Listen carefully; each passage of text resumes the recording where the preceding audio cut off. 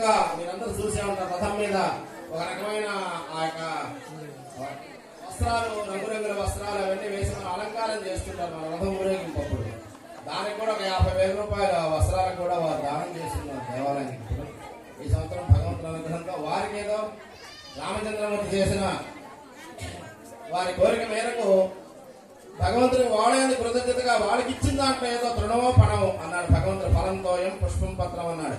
నువ్వు లక్షల కోట్లు ఆయనకి రాసిపోయే పర్లేదు, ఒక 1000 కొబ్బరికాయలు కొట్టడం వల్ల 100 కొబ్బరికాయలు. భక్తి ప్రాముఖ్యత, ఆ భక్తి శక్తులు తృణమో ఫలమో, ఫలంతోయం పుష్పం, ఏదైనా పండో ఫలమో పుష్పమో తులసీదళమైనా సరే చివరికి దేవాలయానికి వెళ్ళి తీసుకువెళ్ళమని చెప్పారు. అలా ఇంకా ఎవరైనా సరే వాహనాలు కూడా దాదాపుగా బాగు భజంత్రీలు అమ్మవారికి స్వామివారికి మాంగళ్యధారణ జరుగుతుంది. అందరూ నమస్కారం చేసుకోండి ఒకసారి.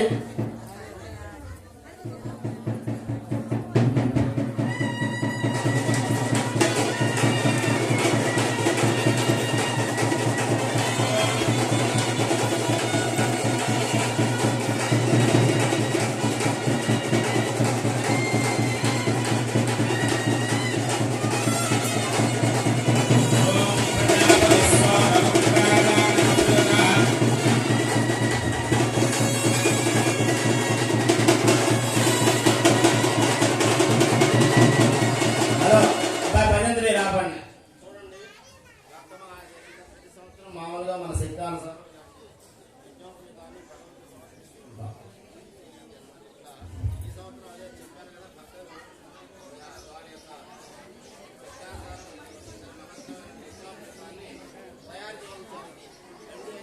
అన్నమాట.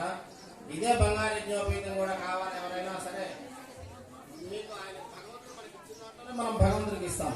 అలా కావాలని ఆక్షేపిస్తున్నారు. ఇదే యజ్ఞోపేతం బంగారు కూడా ముందు స్వామివారికి ధరింపజేసేటట్టుగా మీరు అందరూ కోరుకోండి. ఆ రామచంద్రమూర్తి మనకు బలం ఇస్తాడు, మనం కూడా గొప్ప దాంట్లో ఇస్తాం. అది మేడం